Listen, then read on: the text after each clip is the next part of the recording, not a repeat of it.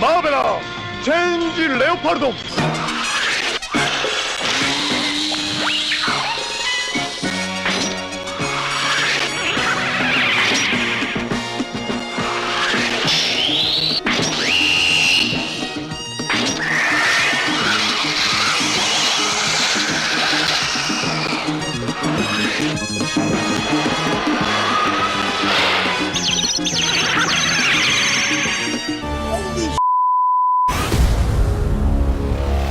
The original Spider-Man movie franchise ended in 2007 with the release of Spider-Man 3. In 2012, the series was rebooted. While the first movie in the Amazing Spider-Man series was fine, everyone thought it was ridiculous that a franchise would be rebooted so soon after its final entry. Then Sony rebooted it even faster, with another new version of Spider-Man appearing in Captain America Civil War only 2 years after The Amazing Spider-Man 2. Sony and Marvel Studios faced the problem of making a Spider-Man that could still interest people. Civil War only featured one scene of Peter Parker and one of Spider-Man, as well as another Peter Parker scene in the credits, and everyone seemed to like it just fine. So the following summer saw the release of Spider-Man Homecoming, whose title is technically referring to the homecoming dance that barely factors into the plot. But come on, we all know that it really means Spider-Man's coming back home to the Marvel Universe with all the other superheroes, and that's really where he belongs. People even hoped the Amazing Spider-Man movies would reveal a connection to the MCU, at least until the second one came out and was really bad. Avi Arad is responsible for a lot of good comic book movies, but he's also one of the people who prevented Spider-Man from joining the MCU for so long, saying that he would only let Spider-Man be in an Avengers movie if the movie was all about Spider-Man. But when The Amazing Spider-Man 2 and Sony's internal emails leaked by North Korean hackers after they made a movie about assassinating Kim Jong-un came out, yeah, this is complicated, everyone realized Sony's pathetic attempt at making a cinematic universe out of just Spider-Man supporting characters would never work, and Sony gave up. Or we thought they did, but now they're just doing a Spider-Man-less cinematic universe. Because if superhero fatigue isn't real yet, Sony's gonna make it real. Anyway, we have a Spider-Man movie set in the MCU now, so what's it about? After helping Iron Man in Captain America Civil War, Peter is desperate to become an Avenger, but is stuck stopping simple street crime in his neighborhood of Queens. As he tries to maintain friendships, impress a girl he has a crush on, get good grades, and excel at his extracurricular activities without anyone catching on to his secret, he stumbles upon criminals selling incredibly powerful weapons to gangsters and thieves. Iron Man tries to stop Spider-Man from endangering himself until eventually Tony considers Peter a failure and leaves him. Can Spider-Man stop the bad guys all by himself, and will he need to give up his normal life to do it? This movie completely hinges on Tom Holland's performance as Peter Parker. While nobody will ever be as perfectly awkward as Tobey Maguire's version, this Peter does a good job. His voice cracks, he doesn't know what to say a lot of the time, and everyone thinks he's weird for ditching his friends and responsibilities. As Spider-Man, he tries to be cool, but it's obvious he's only acting the way he thinks a superhero should act. And that's what sets this movie apart from the rest of the MCU. Spider-Man is the only character in the movies who actually set out to become a superhero. Captain America wanted to be a soldier, Iron Man fell into superheroics after successfully destroying the illegal distribution network of his company's weapons, Hulk is just a monster trying to destroy only bad things, and Thor wouldn't even be on Earth if not for some major shenanigans. Ant-Man was only supposed to steal stuff, the Guardians of the Galaxy are more like superpowered space adventurers, you get the idea. Some people didn't like that a lot of Peter's gadgets were built by Tony Stark instead of Peter, as they felt Peter's own skills for invention were being shortchanged, to which I say, did you, watch the movie?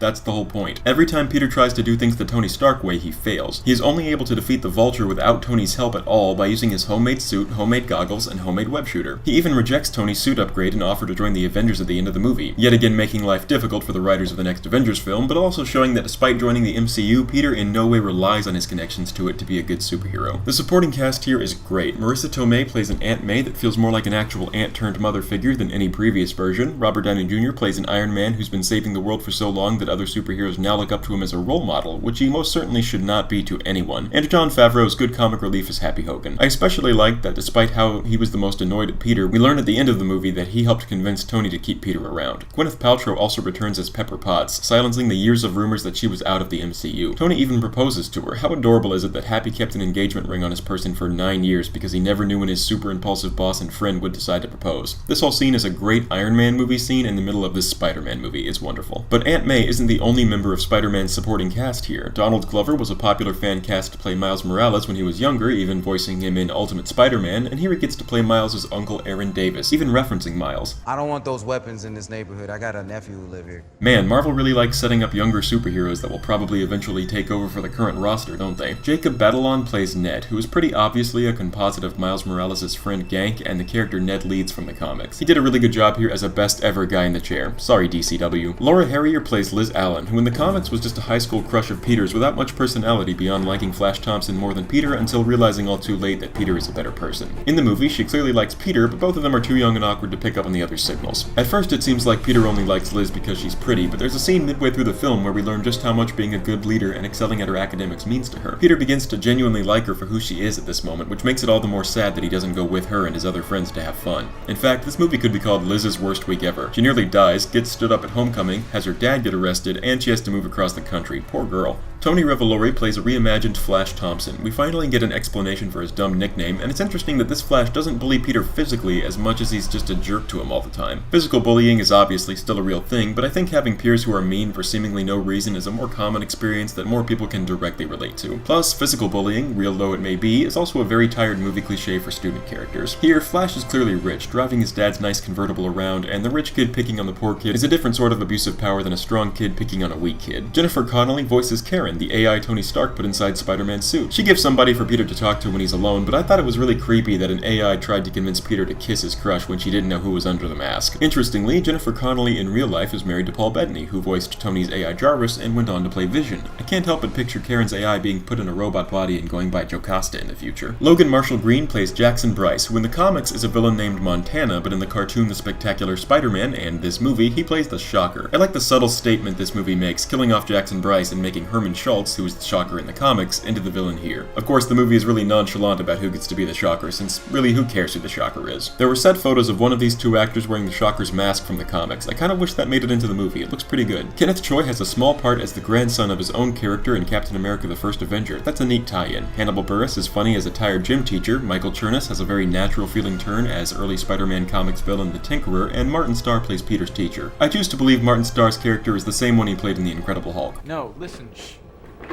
You, my friend, are a hero. Don't hide from your power. Really just a great cast all around, but two especially stand out. The first is Zendaya, who plays Peter's secret hidden bonus love interest. Everyone thought she would be playing Mary Jane Watson, but she's actually playing a character named Michelle who acts nothing like Mary Jane. Michelle is outwardly aloof and vocal about things she dislikes, but she's clearly making excuse after excuse to be near Peter because she likes him but doesn't want him to know. At the end of the movie, she reveals her nickname is MJ, which is... really, Marvel? Level with me, Marvel.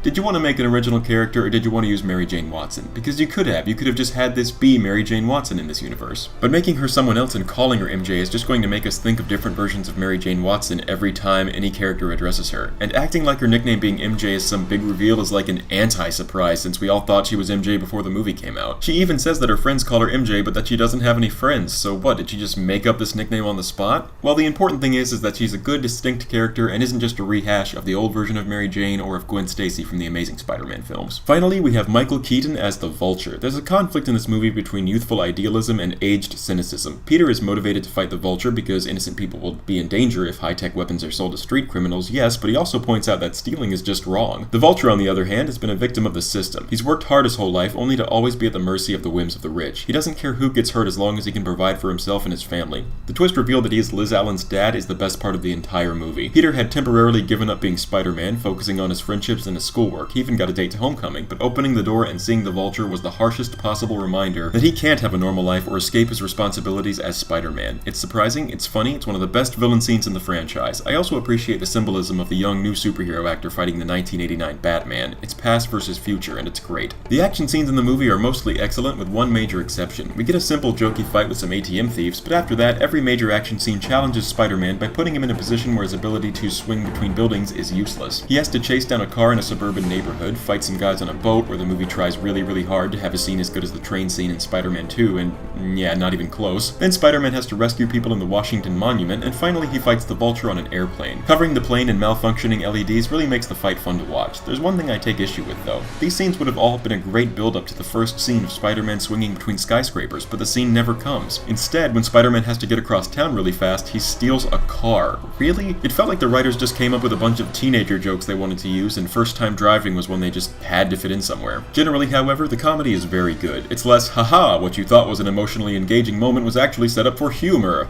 and more lines and visual gags that feel like they belong in a completely comedy movie. It works well here. Visually, the movie is unremarkable. That plane fight is dazzling, but the world has the same flat, gray look that Captain America 2 and 3 have, only those movies are tonally far more serious than this one. Spider-Man Homecoming does its job of making sure everyone knows this new Spidey is in the MCU, while also introducing his own great supporting cast and reaffirming that Spider-Man stands on his own just fine. It's not as good as Spider-Man 1 or 2, but it's good. Had a terrific villain too. I recommend it for any Spider-Man fan. Although I do have to point out that this movie completely breaks the MCU timeline. I'm sure there were plenty of other inconsistencies before, but it's really noticeable here. There's a title card that says 8 years later, meaning 8 years after the Battle of New York from the first Avengers movie. And Michael Keaton's Vulture says it's been 8 years since we've dealt with damage control or whatever since then. However, in Civil War, Vision says that it's been 8 years since Iron Man came out and only 4 years since they joined as the Avengers, and Spider-Man Homecoming takes place just a few months after Civil War. Of all the tiny, meaningless plot holes in all these movies, this one was really annoying to me for some reason. Whoa, careful there, Captain Jumpy. Now, since you're just getting started, we're gonna let you get away with moves like that, but once you're out in the big bad city, passing below a certain height means sayonara Spidey. Try not to let yourself get too low. Spectacular, spectacular, spectacular, spectacular, spectacular, spectacular, spectacular. The first of the two credit scenes features a supervillain speaking to another supervillain in a prison, just like The Amazing Spider-Man 1 before it, and just like Venom since it. We get it, Sony, want to make the Sinister Six. Although here Vulture indicates that if there is another supervillain team, he might not be a part of it. I guess that's just another example of the writers making life difficult for whoever writes the next movie. The final credit scene sees Captain America walking in front of a blank white background and making fun of us for waiting so long through the credits hoping for something cool. You win this round, Marvel.